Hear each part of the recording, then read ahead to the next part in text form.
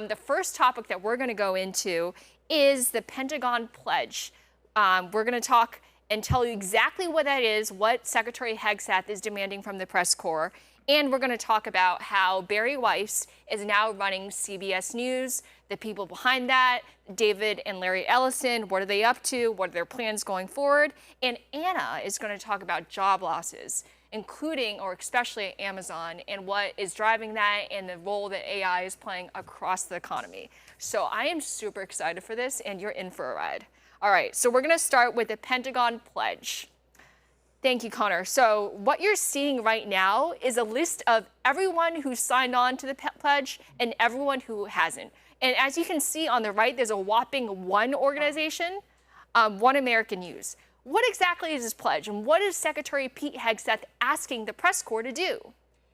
Okay, so Hegseth is saying that people who want to report on the grounds of the Pentagon can only report what the Pentagon has explicitly approved. And I think you got, Breanna, I cannot wait to get your take on this. Yeah. News organizations from both sides of the aisle have said, no, we're not going to do that because we don't want to be reduced to stenographers. We want to do real reporting, which is sometimes reporting on the things that the Pentagon, that the new Department of War, doesn't want us to report on. I'd love to get your take on this, especially since you're in the fray yourself. What are your thoughts? Yeah, so I just recently got approved to be one of the members of the media now that they've made these changes. And I know everyone at first was like, this is crazy, this is insane. I read through it because they asked me to sign it, and I had no issue with it. What's happening here is they're not asking you to only go through approved talking points that they've put out there for you. They just don't want people wandering around the Pentagon and kind of unsolicited grabbing information from people who work there. So what do I mean by that? Well, I was kind of shocked to find out that the journalists were allowed to walk and freely roam around the Pentagon and go into certain different places that I had no idea that they were allowed to go into. So what this is doing now is you have to, number one, display your credentials, which I would have no problem with because when I was working over Major League Baseball, we always had to have our credentials on at all times. Number two, you could only go to like authorized areas. If there's an area where you want to go, you have to ask for permission. And that I'm also okay with because we just learned that this week, or last week I should say, that over at the White House press pool, according to the White House comms team itself, there was a couple of reporters who were secretly recording video and audio along their office space over there without their permission. And so they also had their ear to the doors, what I'm being told, and the wall itself to listen to the press secretary have conversations, which obviously they weren't privy to in the first place. So I understand from that angle. Now, here's the thing. I know the media outlets all sat there and they were very emotional about the decision because once they heard that I was approved, I know they started jumping on me for this. But the reality of it is I'm a First Amendment advocate, absolutist at this point. They can't stop you from publishing anything that is that's not classified. So if it's something that's available that you're allowed to do, they're okay with you doing that. You could actually sue them if they pull your credentials for, let's say you publish a story that they didn't like that you published, and then they yank your credentials back. You could go to court and sue them for that because they can't do that. It's called free press. So I think a lot of the journalists were upset, but I don't think that they truly understood exactly what it meant. It just means you can't be walking around talking to people who work at the Pentagon, get information from them, and then use it without even them knowing that they're talking to a journalist because you don't have your credentials on, and then use it in a story. So I understand that backing in itself. I understand why they're doing that.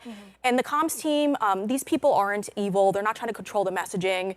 These people, whenever I have a question for them, they're quick to respond, even if it's something that might not look good on their part. I mean, I've been very critical of the Pentagon. 3 different times I've reported on something that was not positive for Pete Hegseth, and they still asked me to come on board. Yeah, I just want to say something before I ask you ladies your thoughts. I was one of the very first Democrats to come out and unequivocally say, let's give Pete Hegseth a chance. I support his candidacy. I caught so much flack for that. So let me say, Pete and I also have the same lawyer. I love this guy, I really do. But I have to say, I disagree with him on this, okay? The American people deserve to know what's going on in the halls of power. And I also want to address one argument that you specifically made, and that is going into unauthorized areas or not showing their press pass or not going, walking freely. They were never allowed to do that in the first place. Someone already debunked that. This is not a new practice. No one has the right to just go into areas of the Pentagon without authorization. Right. This is long-standing policy that they can only go into specifically authorized corridors. Lindy, but can I jump in real quick? Yeah, go ahead. I mean, look, the one area where the Trump administration is receiving the most criticism from its own base is the area of foreign policy, for obvious reasons. I mean, he was elected specifically because he promoted himself as the anti-war candidate. And as soon as he got elected, you know, it seemed as though he was in the pocket of Israel. He's ramping up for a war with Venezuela. Some are arguing that it's just a psyop, but obviously we've been sending more and more military assets there. And whatever ends up happening with Venezuela, the point here is that there's been a lack of transparency from the Pentagon. And the whole reason why we have press is to hold people in positions of power in our government and in corporations accountable for their actions.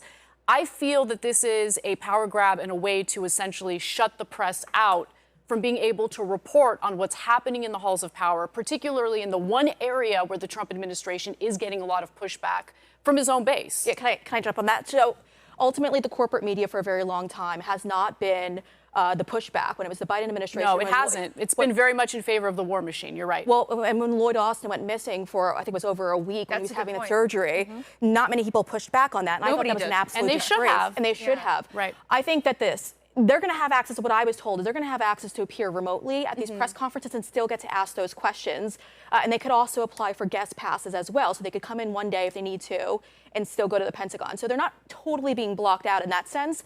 They're just being asked to agree to these terms. And again, if they try to shut you out later on, you have a right to sue. Yeah, right. How many sue. people have the resources to actually wage a forceful lawsuit? Big corporations definitely do have that. Lindy, I want to question what you said. I understand freedom of press, and don't get me wrong, I'm kind of with you, free speech absolutist, even if I detest the speech.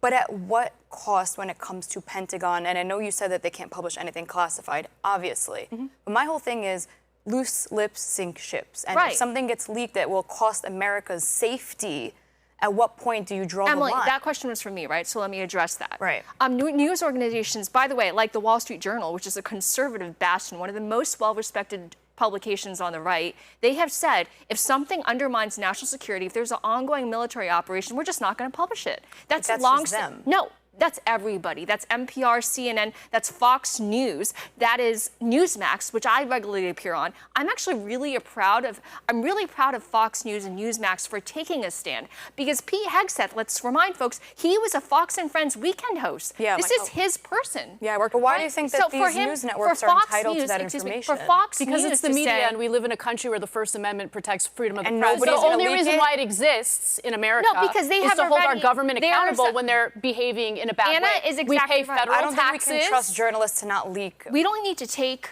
what reporters say on faith. There has been a long history of news organizations deferring to the United States government when there is an ongoing military operation. For example, when there was a military strike just recently, they withheld that information until Trump had the actual opportunity to execute upon it. We don't need to trust them. They have done it. There's a history of this.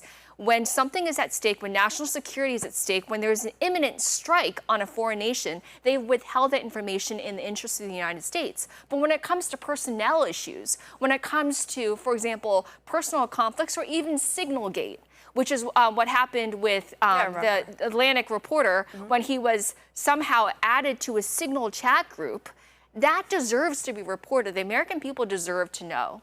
You know? So you genuinely have enough faith in journalists? I'm not talking about specific organizations because I can't blame an organization for a journalist doing the right or wrong thing half the time. I just personally don't understand how you guys can trust that no journalist will leak this. That's all I'm saying. Let me tell you, I'm American, and I revere our Constitution. I revere freedom of the press, freedom of assembly, freedom and the obligation, the privilege to hold our leaders to account. They should feel I uncomfortable. trust you with Hold these on a second, secrets and Emily. talk about I other gotta journalists. finish. I gotta finish. I hope our leaders feel uncomfortable because they should face the sunlight of accountability, of responsibility to the American people to operate the highest levels of conduct. We deserve that. And how do we hold their feet to the fire? It's through the press. Without a free and working press, the American experiment would crumble. So hypothetically speaking, I personally don't think it'll happen, but you guys were discussing Venezuela on your last episode. If, let's say, America decided to strike them, which again, I don't think will happen, you would feel comfortable knowing journalists might have obtained that information and you just have confidence in them not to go and leak it? Like, why shouldn't they sign this NDA? I already told you, Emily. First of all, you're talking through hypotheticals. I'm not going to engage in something that may not even happen. I'm talking about facts and empirical data. I'm talking about throughout American history, news organizations, the Washington Post, New York Times, they have deferred to the United States government. This is not my imagination. This is literal history. They have deferred to the American government when there's an imminent military strike. The other thing I'll just add is I'm kind of surprised to hear how much you care about classified information, Emily, considering the fact that you're a huge Trump supporter, which is totally fine. I respect that. Trump mishandled classified documents. There's literally audio of him talking about having information about potential strikes that he was going to share with another foreign government or a leader from a foreign government. I mean, I trust the journalists a lot more than I trust our own politicians. And by the way, Biden mishandled classified documents. There's the mishandling of classified documents all over the place. But when it comes to freedom of the press, I would venture to say that is one of the most important things to protect. And in regard to reporting on classified documents, the one thing I will say is there are two tranches in which classified documents exist. There's actual classified documents that have to do with our national security. And in that regard, I agree with you. Journalists need to be careful in what they report in order to avoid sacrificing our national security. But I also know our federal government classifies all sorts of things that don't need to be classified at all in an effort to prevent reporting on those issues. So that was my question to Lindy. I'll ask you the same. Where do you draw the line? Because I'm aware that they do that, by the way. I'm not stupid. Well, I'm not going to defend every their news decision organization has a team of lawyers, and they know that everything they report is going to get attacked by the very people in positions of power who do not want those stories reported. So they're going to have to check with their legal teams to make sure what they're reporting isn't going to get them in trouble. They want to cover their own asses. My point is when it comes to military operations, which is kind of, the Pentagon specialty here, I don't feel like they need to be 100% transparent. I feel like that's how you lose militarily. It's dangerous. But it's irresponsible. We already discussed that. And what I'm saying is that's fair. But that's not my point. That's not. But what I'm saying is that when you have, he is making a blanket statement. He's saying that nothing that the Pentagon hasn't specifically approved cannot be published. And so what I'm saying is that personnel issues, internecine warfare, interpersonal struggles, the American people deserve to know. That is useful information. And I don't think any of this would have happened had Signalgate not happened. I think that was the catalyst, and it was embarrassing for the Pentagon. He didn't want it to happen again. And I want to also point our audience to one of the shining moments in American history, and from my perspective, and that is the Pentagon Papers. Yes. What Katharine Graham did at the Washington Post, standing up for the American people like that, exposing Nixon, that was bravery distilled. Honestly, one of the most landmark moments of the American press. I agree. Yeah. And if we were to snatch that, it looks like we did. We yanked that opportunity for the press to hold our leaders accountable. That is such a dereliction of duty. Yeah, I want to jump in on this. So I would love the fact that the corporate media was welcomed into the same room that I was. I mean, obviously they are, but technically they have to sign an agreement that they disagree with and they're not going to be in the same room as me. Unless they get a guest pass. But the reality of it is they allowed the media, under Joe Biden, they allowed us to be shunned from being in the room. There was no access. When I reached out for comment from the White House on several occasions, wrong, and I'm sorry. They ignored. Well, thank you. I mean, it's just the part that gets really frustrating with me is their focus right now. I know it is because the New York Times, The Guardian, they've all reached out for comment about me getting credentialed. And I've broken stories that don't side with the conservative side either, and they do come after me for that. But I was the one who broke the Tulsi Gabbard story about Tulsi Gabbard being added to the TSA terror watch list. Yeah. All of the very important stories. Thank you. Well, you know what's crazy? There were so many mainstream outlets who knew about it, but they didn't run the story because they didn't want to be on the bad side of the. They didn't want to be the bad side of the Biden administration. Yeah. So here's the thing: I think there's a we should bigger all be in the problem room. with that. I think there's a bigger problem with our corporate media, legacy media, actually providing cover for the powerful more That's than the problem. anything else. Yeah. So That's why you need balance. You need need everyone balance. in the room. I agree. I totally agree with that. But you can't let the bad actors paint a picture of the media overall or persuade you to go along with the government in honestly engaging in behavior that I think is meant to silence the media. Well, here's my thing. So they asked me to come and be a part of their media team. I did 3 different times I've gone after Hegseth, but not like aggressively, but being respectfully critical. I went after him for that guitar official who he sat with and met with. I didn't like that about the air bases, and I was public about that. I also went after him for, and again, this was all respectfully, went after him for leaving. There's one official who was a part of Lloyd Austin's cabinet who is still working there, and he was trying to promote him to chief of staff. Really? Yes. Hegseth was? Yes, but here's the thing, the White House shut it down. This was, I forgot what outlet published it, but the White House shut it down. I verified it, because before I run anything from the mainstream too, I always reach out to close sources, and I was told from current employees, these weren't disgruntled employees, that yes, that reporting was accurate. So I vetted it before I actually went out there and backed that reporting. Yeah.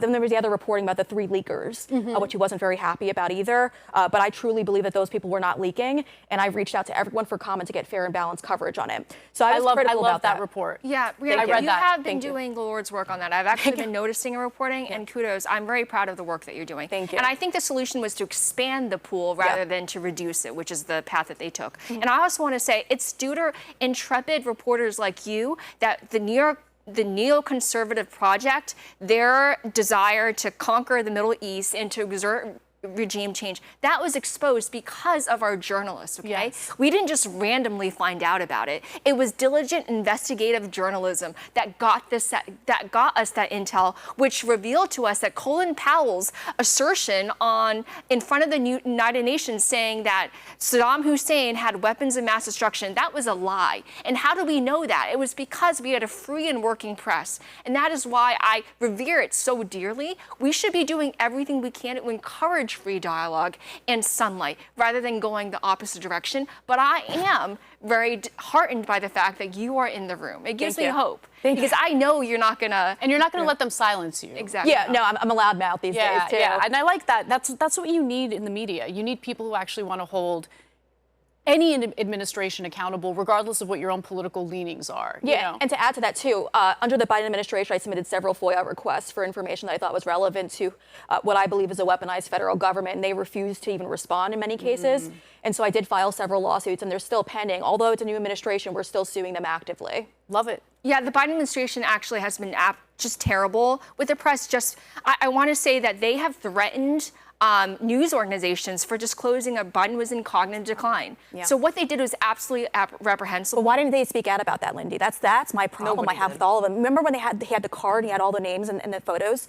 So many of them submitted their questions in advance, which I would never do as a journalist. If Pete Hegseth were to ask me for my questions in advance, I would laugh, maybe give him a fake one as a joke, and then hit him with the hardball. Yeah, it's super unethical to do that. Let me tell you exactly. I know exactly why. Let me tell you exactly why. Because a lot of them, actually, I would say the vast, vast majority of the people in our press corps, they have liberal leanings. Yep. So people like Terry Moran from ABC News, who sent out that long tirade, the scathing rebuke, I forget, of Stephen Miller. He inadvertently revealed his own personal biases. That is what we do not want. Okay, we don't want your political ideology when you report. We want the facts. You know what happens though? The colleges are really kind of the cesspool for all of yeah, this. I was indoctrinated. I know that's what happens. I mean, as soon as I graduated high school, I was hit with the voter registration form, and I didn't know who to pick, so I just went with Democrats at the time, and I stayed right, a Democrat. You were around the same age. They asked you to vote for Obama, right? Yeah. Probably. Well, the thing is, I mean, I didn't switch over. I think until 2017, 2018. I think I switched over officially, but. I didn't have a mind of my own when I was that young. I was kind of just like whatever happened. But I remember sitting in the college class, which was heavily Democrats, and the college professor yelling at me when I said something as simple as, I think it was just like, we're talking about reality TV. And I said, I think women who watch reality TV, and a lot of it, consume their lives around it, are just unhappy with something within their own life. That's such a good point. And they all ambushed me. It was an ambush. It's so funny you say that. When I was in college, I was radicalized the opposite way. But it's funny you mentioned it's under Obama. I think honestly things were less politicized then between the parties, so maybe the messaging was more clandestine. When I was in college, the way they did it was through gender ideology. Like that was my era of college, was under Biden. And I had like multiple they, them professors, which by the way, like it was so new to me, I didn't care. I'm like, whatever, I don't care calling you by your pronouns. But then it got to name 72 genders. I called him sir by accident, I got penalized. But like when he said crazy things, he would never get in trouble. He came to class posting bikini pictures on the board, and like by the way, I'm like misgendering him right now. Ah. And because they forced it so badly down my throat, Yeah. and then the COVID vaccine really threw me over the edge. We spoke about this earlier. I was like, you preached to me last week, my body, my choice. You handed out condoms and Plan Bs to the whole class, okay? And now I don't want to get vaccinated, and suddenly I don't have my body, my choice anymore. And nobody really could like answer that question besides like, oh, you're getting suspended from school now. And that pushed me completely. Like, I didn't care about politics. I'm a sports reporter like you. And then that just completely radicalized me the opposite way. That's very interesting.